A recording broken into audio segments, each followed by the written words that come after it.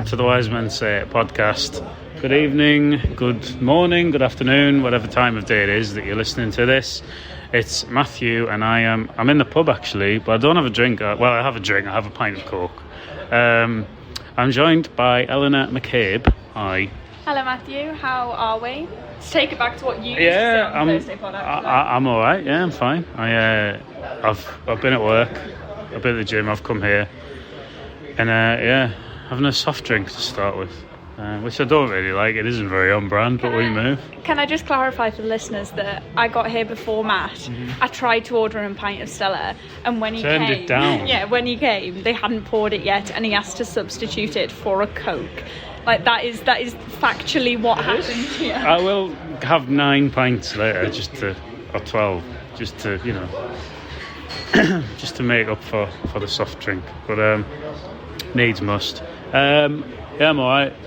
We've got a couple of things really. We're going to mention briefly the ticketing fiasco, and then we've got a bit from Stephen, and he spoke to Nick Barnes earlier, so we've got some context on the comments and the fallout from those regarding Mowbray and Speakman and all of the others at the club. And then we've obviously got a little bit of a preview of Preston on Saturday afternoon, if anyone's hasn't forgotten that we're playing a game on Saturday. But we just wanted to talk about the tickets situation. When you headlined what we were going to go through today and you said the tickets, I genuinely thought you were going to put in a plug for the Wise Men Say live show that's happening in October. I thought that's what it completely went over my head that you meant obviously the nightmare of tickets that's going on at the club.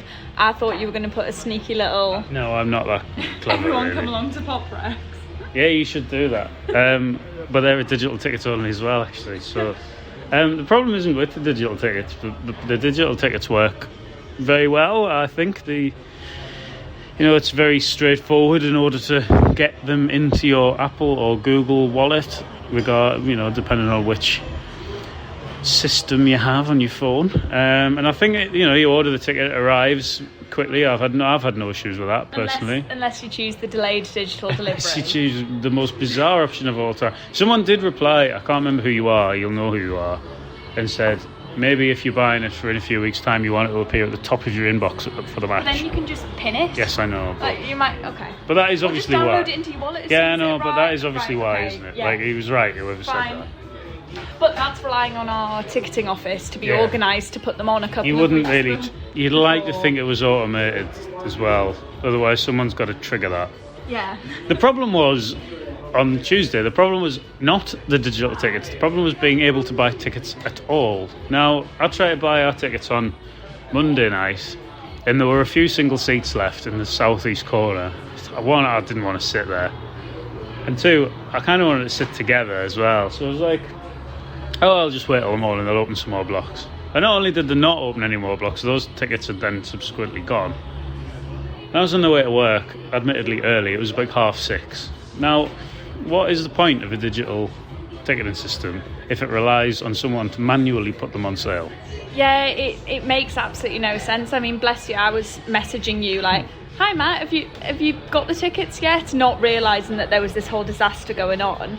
Then logged on to X, as it's now known, the streaming site, the social media formerly known as Twitter, and I saw that there was just this absolute disaster going, which just makes absolutely no sense. Apart from everything else, and we're going to go into a little bit kind of financials and stuff of the club later on, but apart from anything else, a cup game is an excuse to get a few more quid in the bank. It's a way to get the fans back in, and especially when you've had what was a relatively disappointing first match of the season. Yeah, we lost. Yeah, it wasn't how we wanted to start. We went down to 10 men, which you predicted, but we also lost. You'd think they'd be wanting predicted to get that as well, actually. I said we'd lose 2-1. Yeah. Congratulations, Matthew. Did you put that bet on? No, I put 3-1 on. But it made absolutely no sense to be actively restricting fans' ability to go to the match. No, it's very weird. It doesn't. Because by the time they went on sale, I think 10:30, people had given up then. It was like, I'm not going to spend all day talking about this, but it was just one of them. Just opening one stand also. Just open the load ball, because it's like cramming everyone into one area of the ground. I don't know why they do it. We always just, I know in years gone by, those sort of games would be 19,000, 20,000 really. And I know there's loads of reasons why people don't bother, and I'm not bothered with a few of them myself. Sometimes I'd just rather not spend a tenner or 15 quid to watch us, essentially a reserve side. But yeah, that's something that probably needs sorting out. And I think, as well as we were saying, it felt like with the crowd that was there, with the way they'd only open one, it felt like an under-21s game. And I mean, we were watching a very young team play in front of, but it didn't have that feeling that a first round of the cup should have. And they needed, you're right, they needed to open not even the whole of the, just the lower tier of the stands. I don't know, I don't think the cup, particularly the League Cup's never had a great following, even when we got to the final of it, the crowds for the semi-final were quite low, and it's never had a good, but it just opening one stand, it just looks shit, to be honest. But that's enough probably whinging about that. It's more of a, we've got other things to whinge about, aesthetic thing for me. I think it's just cramming everyone into one bit of the ground just looks silly. But yeah, well, there are other things that have came out from Tuesday apart from the defeat, and one of those was comments surrounding Tony Mowbray, his happiness, shall we say, at the club. Is he getting frustrated with things? There were some comments Nick Barnes made on Total Sport that alluded to the fact that he isn't very happy. So that was the cause of a lot of fume, discussion, on Twitter on Tuesday evening, because they came out sort of during the game. So earlier on, Stephen caught up with him to not explain his comments, but to find out, if there was an overreaction or what the crack was. So we'll hear from Stephen and Nick Barnes on those comments now.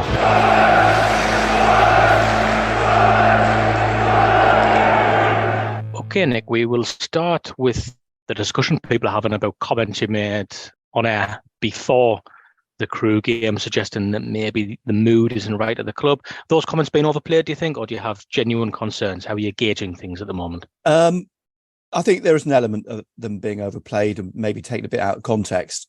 I don't think everything is 100% right. I don't think there's any question. If you talk to talk to the press, talk to fans, I think there's a feeling that things aren't, as perhaps they should be at this stage of pre-season, with the season just having started, and those couple of results. My comments the other night were, I said I was uncomfortable, and I think by that what I mean is that, it's not the situation I hoped the club would be in at the beginning of August, that they would still be looking for a striker, and that they would be discussing, or there'll be talks about the futures of Gooch, Pritchard and Bart, those senior players. And, I think that is a concern for everybody. I think that is why I feel uncomfortable. I think Tony Mowbray is someone he's bought into the plan, if you want to call it the plan or the model. But at the same time, I suspect he's frustrated as well. And I know he said he doesn't like pre-season. It's not a time he likes. He'll be pleased once the window's shut and they can, as he sees it, pre-season lasts until the end of August, until that window is shut. Once that's done, then they can get on with the serious work. And I think, I think some of the signs from him as well have just been, not Tony as we know him. And I think that comes from his frustrations at the lack of having a couple of strikers up front and possibly not more experience within the squad. And I think, the way he's talked about Danny Bart very pointedly is that he's still here. I get the feeling that Tony would like to see him stay, and I think he'd like to see Gooch and Pritchard stay as well. But I guess that the way that the transfer window is working and the way that the club's set up, that they're looking at those three to try and move them on to bring players in. As simple as that. The question was raised about why O'Nien played at the weekend and not Bart. And we had a caller actually on Total Sport, Bill, who made a very good point. And that if Bart is on the way, and Tony Mowbray is wanting to play out from the back this season, then now is the time to get O'Nien bedded in next to Ballard, if that's his plan. There's some sort of pragmatic common sense about that. But I think, that so overall, to put it into context, my concern is that things aren't as we would want them to be at this stage of the season, start of the season, because it just heaps pressure on you going in through the month if you're not getting the results that you hope to get. And I think with a lot of people, if they'd had a striker on Sunday, they'd have beaten Ipswich, and the whole landscape would have looked completely different. Yeah, and just more on that in a second, but we get on to that. We might as well go on to that Bart, Gooch and Pritchard stuff, which is, I think Sunderland have clearly got a talented chief scout in Stuart Harvey. I think he can, Mowbray really likes him. I know the friends anyway, but he says he can spot a player. He's been brought in. It's a good appointment, but he doesn't set the remit, and he just does as he's told in terms of the profile of the player he's looking for. And it's hard for some fans not to be cynical when we get an unexpected, probably sixth finish last season, and then the first thing, Speakman's in charge of the strategy, isn't he? The overall plan. And I think people are cynical because you have this season where, yes, some of these young players really come to the fore. We have a good season, but then the first thing, or one of the first things that is then decided is, okay, Bart, Gooch and Pritchard, they didn't come in under this remit. Let's tell those guys they can leave. On what planet is that sensible to do? If you're not going to give them a contract, you deal with that better. These are people you're dealing with. Don't just tell them at the beginning of the season they can find other clubs. That's a lot of people are angry about that, and I think Mowbray seems to be not happy with that as well. I think that's probably the case. I think I think in the ideal world, he said at the end of last season, he said often that he would like to see experience in the squad, and those players are experienced. I mean, they're back up. I mean, look at Bailey Wright last season. He was until he went to Rotherham, happy to be used as that player that came on 15, 20 minutes from the end to shore things up. Even if Danny Bart was going to be in that position, to have that experience on the bench. Pritchard, as we've seen, when he comes on, can make a difference. He did against Ipswich, and he was unlucky against Crewe not to score, and certainly puts in a shift. I think all fans, and I suspect Tony Mowbray, would love to keep them. And I think his comments about Danny Bart sort of indicate that that's someone he would like to see stay. I mean, ultimately, it's down to the players, isn't it? If they don't want to go, they don't have to go. I mean, if someone comes in and say Lyndon Gooch is do you want to move? He can say, no, I want to stay. I want to fight for my place. I mean, he says he nearly went when Alex Neil came in. He felt there wasn't a place for him, and he was on the point of possibly leaving, but then Alex Neil found a place for him as a right back, and Lyndon Gooch stayed. But it's uncomfortable, I think, because we all want the players to stay. I think Tony Mowbray in his heart of hearts would love to see them stay as well. And going back to Stuart Harvey, I think his job's a difficult one. He's got a remit to try and uncover 1-2 strikers, if you like, or attacking players in a market where they haven't got money. They're trying to find gems with very, very little money. I mean, they haven't got the millions that Coventry spent on Ellis Sims, or other clubs in the Championship are spending money on players. That money is not there. That's part of that model. They have to try and find someone somewhere across the world that nobody else has seen and try and persuade them to come and sign for Sunderland. So I don't envy Stuart Harvey having to do that. And I think, ultimately it comes from the top. It comes from Kirill Louis-Dreyfus. I think Tony Mowbray, Christian Speakman are all in the same boat here, if you like. Stuart Harvey all having to swim in that water, because that's what the command is from the top. And while I get that as well, yeah, you know that, because people think we go after Speakman here, because he's the face of it all, and frankly, if he comes out and publicly defends it, then he is the person you go to first. And I think just the last thing on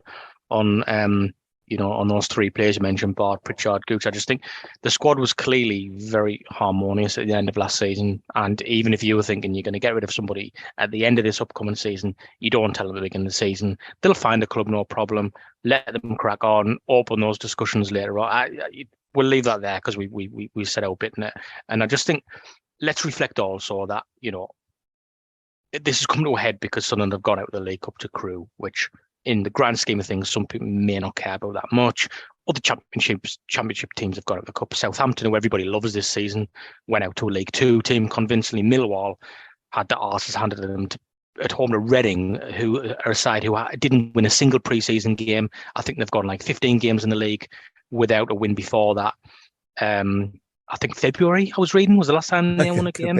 Yeah. So and Millwall won a Borough the opening game. So Sunderland beat Preston Saturday, then they beat Rotherham. The heat is dialed down a lot, and we know that that's football, and it was all amplified on Tuesday, but it was amplified because of the issues on the pitch. It's been reported that Christian Speakman was waiting for the manager outside the dressing room after the match to discuss transfer talks. That's not normal, and that's going to be analysed and reported on, isn't it? Yes, it is. I mean, and it was a concern, obviously, on Tuesday night because we were waiting for Tony Mowbray, and we waited for over an hour, and obviously, what's the conclusion we all draw from that? Oh, things aren't right. To his credit, he came in a very good mood, and was mollified, and we were mollified because they said that meeting with Christian Speakman and others actually from the coaching staff was all about the urgency of getting a striker or two strikers in. So that's been brought on by the performance, clearly. They're sitting seeing the same thing as everybody. Say, we best go down and reassure this guy now. That the gaping massive issue that we can all see here is being addressed. Yeah, I think you're probably right. I mean, it's, a reaction to that and a good reaction to that, really. I think I'm in one way happy that it's been, and it's out there, that the club are reacting to that, because Sunday and Tuesday, it is so glaringly obvious that they lack a striker or someone with experience who can score goals, and it's got, needs to be addressed. And I think the fact that Tony Mowbray came up and said that with some urgency, they're looking to try and get someone in, one body at least in, as soon as possible, in as I said, a trying market for them.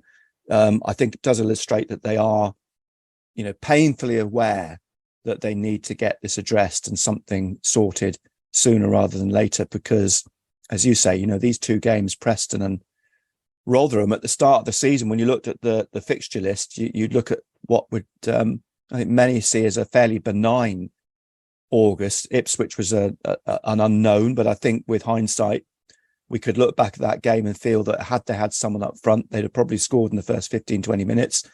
The game would have been a completely different game. They'd probably gone on to win it. Preston now has become that much bigger because of that defeat and the Crewe defeat. And Rotherham at home, again, will be judged on what happens against Preston. They beat Preston comfortably. You'd hope they could go on and beat Rotherham comfortably. But if they don't, again, we're going to have this, maelstrom of uncertainty and panic and rage and anger. And that's not good. That will not be a good place to be. And I just find the whole, fact that a performance against Crewe in the League Cup could have been the straw that broke the camel's back in terms of the recruiters acknowledging what needs to happen, because at the start of the year, the turn of this calendar year, Sunderland were fourth. They lose Ross Stewart and they lose Corey Evans in January, and Tony Mowbray is clear that they must be replaced. We see it on the podcast till we're blue in the face. That was 7 months ago.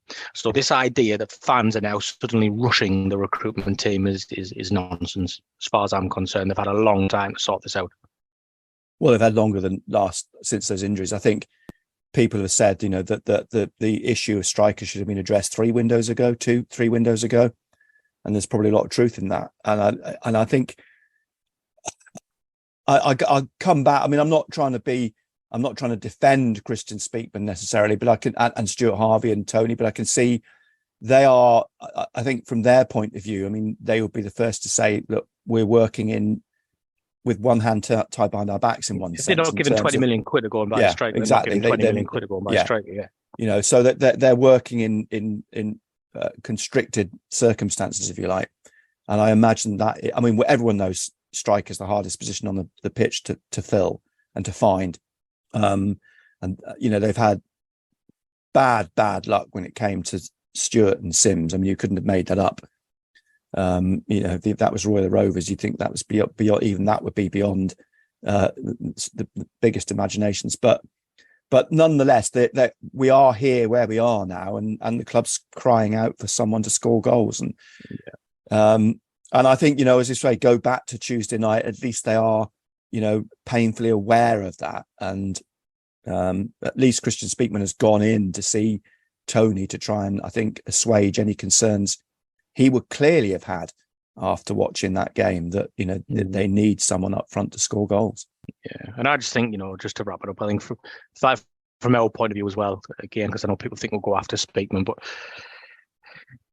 had he come out after the January window when it didn't get addressed and said, you know, we tried and we couldn't bring in a number 9 and my hands are tied behind my back because I'm living to this and this, but we didn't. And he said, we don't really play with a number 9. And he's happy to warn it and come out with nonsensical statements. So he's going to get it. Anyway, thanks for joining us, Nick. And no doubt questions about centre forwards are going to keep on going until something happens. Undoubtedly.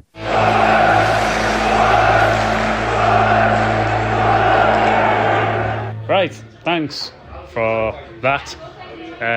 Nick and Stephen, they've gone now. It was nice of them to pop in. It was. It's always nice to see them. Yeah, it's interesting, that, isn't it?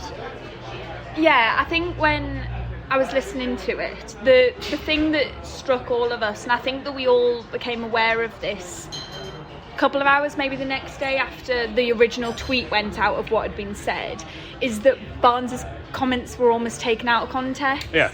I think that when we originally saw, I think everyone saw the tweet that was like, oh, this is what he said. He said that the relationship, was it beyond repair? Oh, it's like, it's reaching... It's broken down, I think. Yeah, it's broken down, yeah. And I think that he's been very clear there in that it was taken a bit out of context, but that what has been said and what Mowbray's said and what we're all feeling as fans, it is concerning, isn't it? Like, it's not the way you should be at the beginning of the season. I was saying this to you on Tuesday. You don't want to be going into the first couple of the games of the season, especially when we're coming to record these pods, looking negative. You don't want us to be like critical. We want to have that excitement. We want to be talking about the new signings. We want to be saying, oh, what do we think is going to happen? But the issue is, A, the new signings that we've got aren't necessarily what we need. And B, there's this underlying kind of tension at the club at the moment that I don't think any fan can deny. I don't think any fan can say isn't there. And I think everyone's starting to become a bit concerned how this is going to impact this season. I think, like, for me, you just wouldn't believe that this team ended the last season the way it did. Like, there just seems to have been something that it just hasn't carried over. I know the loss of Ahmad's massive, but we kind of always were going to lose him, and there's something not quite right. And I know it's very early in the season. We played one game, but you're never going to be ready as such. But it just feels like we're kind of really not ready for the season. Like, we're just, you know, there's a lot of things still need to be done, I think, and none more so than a centre forward. And it's not. This isn't something that we've suddenly decided, oh, we've lost to Crewe, so we need a striker. Majority of us have been saying that we need a goal scorer since January, or even before that, really. When this time last year was a few weeks away from Stewart getting injured the first time. And this isn't anything new, and they've had, for all of the good work they've done, and they've brought some good players in, they've brought some really promising players in. They're obviously not averse to bringing experience in, like Bradley Dack. They've had such a long time to bring in a striker, And we're in the same situation again, where we have one who's hugely inexperienced, and I know that you're going to come back and you're going to say Ross Stewart's still here. Ross Stewart isn't going to play for us until October. The other kid they've signed, low that I can't remember his name. Triantis. No, he's a centre half. Oh, even I know that. Sorry, Amir. Yes, him. No, the other one. Which one? We bought two strikers, but one of them got injured on his first day. He had a terrible first day at work. We bought the young lad from somewhere in France. I do know who you're talking about, I can't remember his name. If you know the name of the young lad we bought from France. Please save me and Matthew. Anyway, he got injured his first day. That can't be helped. But again, it's very, just by a centre forward. And I know the centre have come out, and as Nick was saying, it's a reaction to that. But it sounds like it's taken losing on penalties to Crewe for Speakman to go, oh, actually, we probably really do need a centre forward, don't we? And should it have got to that point? No. Because...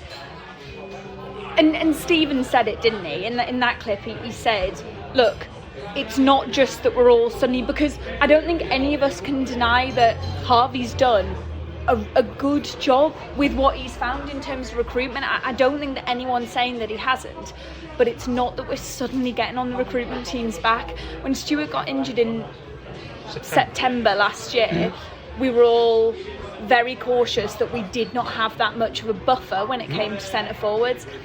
He then was back for 6 weeks and got injured again. And we were told yet again, who could have seen this happening? Well, we all saw it the first time, and then we saw it the second time. And we're now coming to the end of a second transfer window where the fans are begging you to sign a centre forward. And it's taken us, as you said, Matthew, going against a League Two side, losing on penalties, for them to go and stand outside the dressing room and wait for Tony Mowbray. I'm part of me thinks surely that probably, I've said that and I'm thinking that probably isn't the case. That can't be the case. Because that would be mental. Yeah. But it's obviously taken losing them for Speakman to go, look, we really are trying to bring in a striker.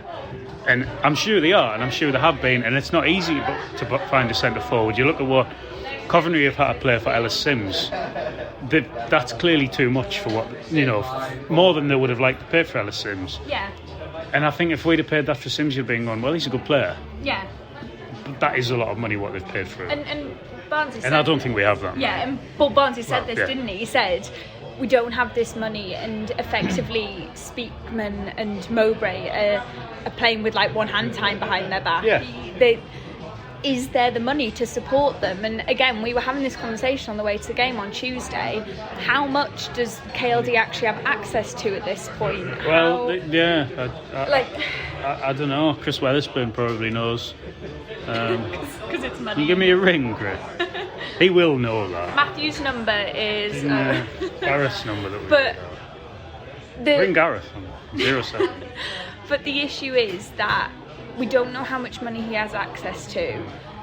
Why aren't we getting the support that we need for the team? Because if their plan is to just effectively, and I'm going worst case scenario here, obviously we love doing my job, isn't it? Yeah, exactly.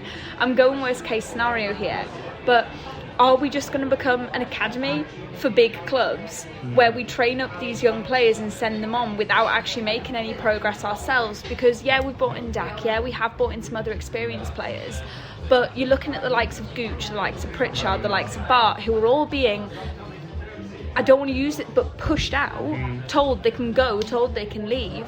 And you're thinking, right, so are we just going to have a team where the average age is 20 for the next 5 or 6 years? And in the nicest way possible, that team is not going to get promoted. Well, it's at the minute, last season was very exciting because we've brought in these players and they've done really well, played some really good football, we won a lot of games, we scored a lot of goals, there was very minimal expectation.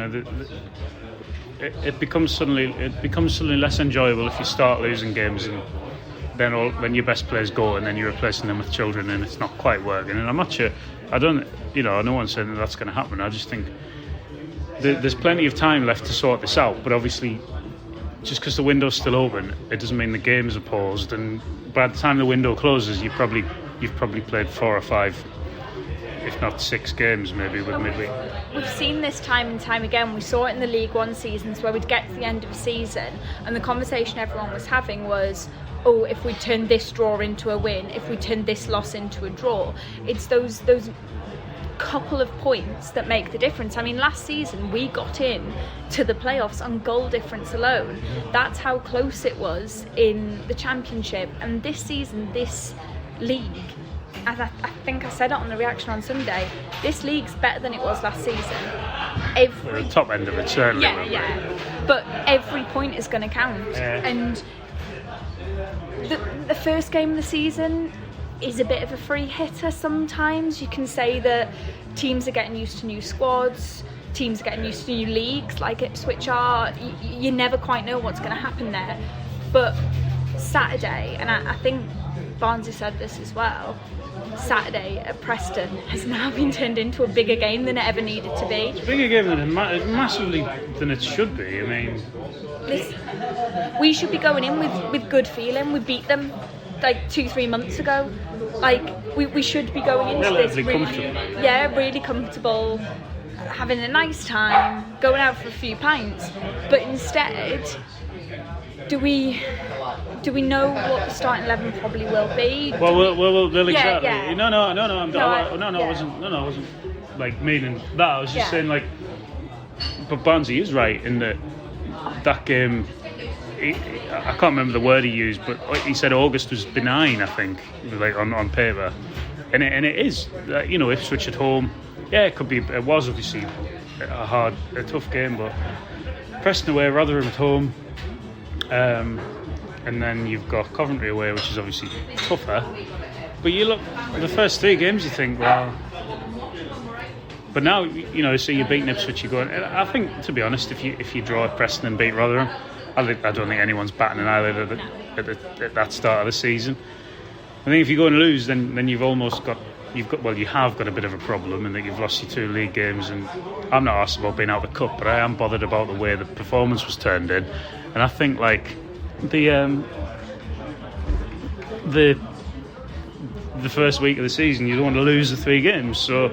I think what was worrying as well, and I've seen a few people point this out, is we did not play a centre forward because we only had one available and we were worried about him getting injured, and that shows some forward thinking, but it's also very, very worrying that we cannot feel. I'd have played him personally on Tuesday. I think a goal would do him the world of good, and give him some confidence. Yeah, and I think, but you're right. We couldn't play him, but anyway.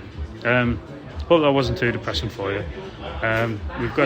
We aren't wanting. I know I said this before. We aren't wanting to be overwhelmed. We want to have the beginning of the season excitement. But it's just a bit disappointing because, but it might not be. We might bring a striker in tomorrow and beat Preston 3-0. Yeah.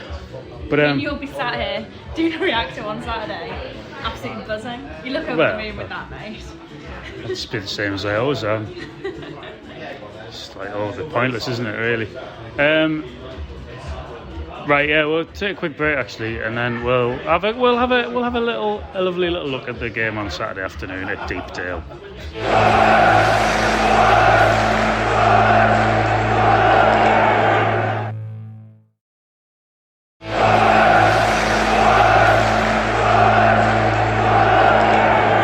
Welcome back. Hi. Sunderland go to Preston on Saturday, as we've just said. This time of the season, team-wise, I don't think anyone really knows. Not that I ever know. I don't think there's going to be many changes, are there? I mean, there was the club tweeted that Gooch was injured after. Yeah, well, he didn't play on Tuesday because he had a knock. Yeah, and is Ballard okay? Because obviously he was hopping around at the end of the match. So. Oh yeah, he did take a knock. He seems he's not. I don't think he's been mentioned. I haven't seen anything mentioned, but there hasn't. Obviously, we haven't had the press conference yet. We haven't had an injury. He could be out for the season. He could be, yes. And with Danny Bart leaving, well, it's going to be great. Good, actually.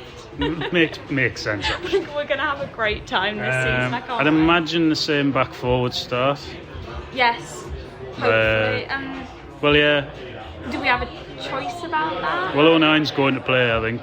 He said, Mowbray said as much. Yeah. Ballard will play if he's fit. Yeah. And then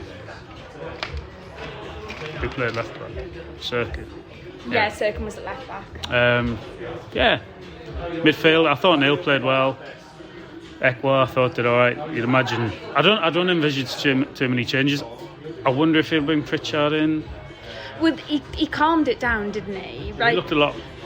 He linked everything up a bit more. Yeah, we were saying that the midfield looked a bit lost last Sunday. Yeah. Pritchard just seemed to secure that a bit more, and it's the benefit of experience, isn't it? Like he's an invaluable player to the squad, and I think that he definitely just makes everyone look a lot more comfortable, a lot more settled, and I think that's definitely something we're going to need going. No, away to definitely. Preston. I wouldn't be surprised if he started. Although he did play the full game on Tuesday, so I don't know. Maybe he needed the minutes. To be fair, I thought Gooch did it well when he came on Sunday. I don't think he'll start though, especially with all the talk around his future. Hamir, you'd imagine has to play. Can't really start without a striker at this point. You can't. It just becomes a parody. And yeah, Clark, Roberts. I thought Pritchard brought Roberts into the game more. You'd expect Dak to be on the bench, probably. Yeah, do you know Embleton what? was pictured earlier. I don't know if he's fit. But We said, didn't we, on Dak, that he looked good. He just looked like he hadn't played in a he while. looked really good. Like, He had some lovely he touches. was getting in the right yeah. places. He just looked maybe like a beat behind, but that's something that's going to come in time. And if we give him more minutes, I agree. I think he'd be a good addition, Dak. I think, I hope it's not at the expense of Pritchard, because I thought they did link up quite well. Yeah, they really did. And they complement each other quite well. But I don't envisage too many changes, to be honest. Yeah. No one really knows at this point either. I don't know anything about Preston really. I know that their manager's Ryan Lowe. That's nice. And that's I it. know. I know. Literally I know they lost to nothing Bristol else. City the other day. Yeah, So- they play in the. Was They that? will have, unless they opted out. Can you opt out of the league? Oh, I'd love to opt out. Man of the United league. opted out of the FA Cup once Why? because they qualified for the World Club Championships. So they opted out of it. It was massive hoo-ha around it, and there was. You not know about this? No, I've never. It was like I think Oh, it was. great, we've got a deep it was dive after, with it was Matt. after they won the treble, 1999. It was the season after. They didn't play in the FA Cup, and there was this massive sort of thing surrounding it, and everyone was fuming. It was like, no, you can't do that. So they ended up not playing in the FA Cup, which meant there was an odd number of teams. Excellent. So there was a lucky losers. So if you lost in the I think it was the second round, the losers one of them was drawn out to go back into the third round, and it was Great. It was Why darling. don't we do that anyway? Well, because Man United had subsequently been back in the FA Cup. Yeah, but we should let an uneven number of teams into the FA Cup every year on purpose in order to have a lucky losers every year. And there was a lot of, it didn't go down very well. It was Darlington with a lucky Were you losers. about to use hoo-ha Yeah, again? again, Is that going to be your catchphrase Could for the be, season? could be. But it was Darlington that were the lucky right, losers, okay. and I think they lost to Aston Villa. And I want to say that was the game Dion Dublin broke his neck. Excellent. Anyway. Brilliant. Do you think we'll win? I want us to win. I want the positivity back. I want the good feeling. And we ended last season, obviously not literally ended last season with a good away record, but towards the end of last season, our away record was incredible. And you've got to hope that some of that does carry over. Now we're playing with what feels like a very different set of players. We're playing in what feels like very different circumstances, but yeah, I mean, we've got the confidence of we won against them 2 months ago. We've got a great backing following us again. I think it's just shy of 6,000 going. Sold out, I think. Yeah, which is incredible. And yeah, do you know what? I'm going to go 2-1, but I'm not going to name No, that's fine. the We goal don't need the scorers. scorers. I will draw 2-2, I think. Ooh. Interesting. I think we'll come from behind though, which will sort of galvanise us a little bit. Yeah. Okay. That doesn't mean going 2-0 down again, but it's fine. It's nice to go 2-0 down. It's relaxing, actually. It is. It's very relaxing, especially when you miss. How many goals did you miss on Sunday? I missed one, but I also missed Crewe's goal on Tuesday. That is, by the way, can I just say, I went down with Matt to get a pint at half-time on Tuesday. Well, just before half-time on Tuesday. I've never missed a goal at the Stadium of Light. The first time I sit next to Matthew at a match, and the first time I ever miss a goal at the Stadium of Light. Yeah. You've got a knack for it, mate. Yeah. It's you. It's not people cheering as you leave because they know someone's going to score. Well, yeah, but usually our goals are missed, but now I've started to miss the opposition's goals, which isn't going down so well. It's time for also, before we go, I've got a question of the week. My question of the week this week is how many jam-filled donuts do you think you could eat? You know, the ones with like the sugar on the outside. How many of those do you think you could eat without licking your lips?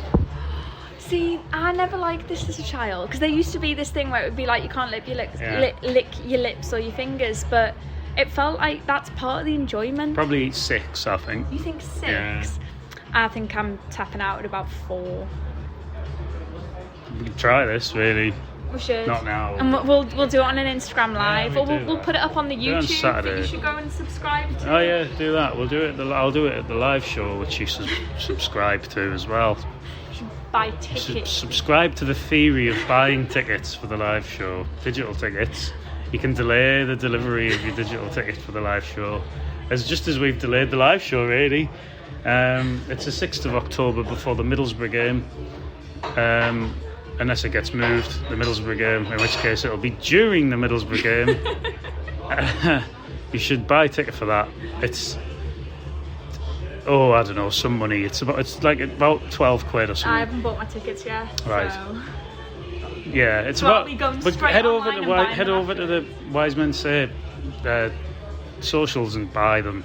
Do and go to the Wise Men Say website while you're there because you'll see all the great pieces that have been written. Do all of that. Join the Fantasy League. I'll tweet the code again. And actually, if you win in the Fantasy League at the end of August, you do win a free ticket to the live podcast. Which Matt has totally cleared with everyone he needs to clear with. Well, you can have mine. You can sit on the stage. Right, that's it. Anyway, I'm going to get out of here. Not literally. I'm going to the bar. I need to go pick up my parents. Yeah, you do that. I'm going to pick up a beer, I guess. Nice. And thanks very much for listening.